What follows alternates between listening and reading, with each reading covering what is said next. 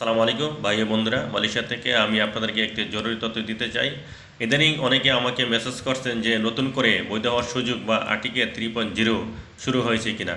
সহজ উত্তর হলো, এখনও মালয়েশিয়ার সরকার আনুষ্ঠানিকভাবে নতুন করে কোনো বৈধতার সুযোগ ঘোষণা করেনি। তাই সোশ্যাল মিডিয়া বা দালালের কথা বলিবদ্ধ হয়ে কাউকে হুট করে টাকা দেবেন না। মনে রাখবেন, আপনার কষ্ট জড়িত টাকা যেন কোনো দালালের পকেটে না যায়। এখন অনেক জায়গা ধরপাকড় চলছে, তাই যাদের কাগজপত্র ঠিক নেই তারা সাবধানে চলাফেরা করবেন।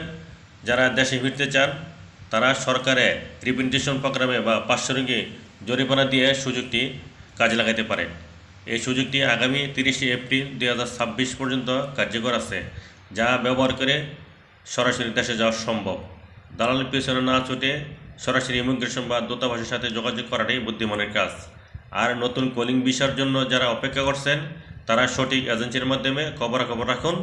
ভুল তথ্য কান দিয়ে নিজের এবং পরিবারের ক্ষতি করবেন না। সবসময় সঠিক খবরের সাথে থাকুন। ভিডিওটি শেয়ার করে অন্য প্রবাসী ভাইদেরকে সচেতন করুন যাতে কেউ প্রতারিত না হয়। ধন্যবাদ সবাইকে।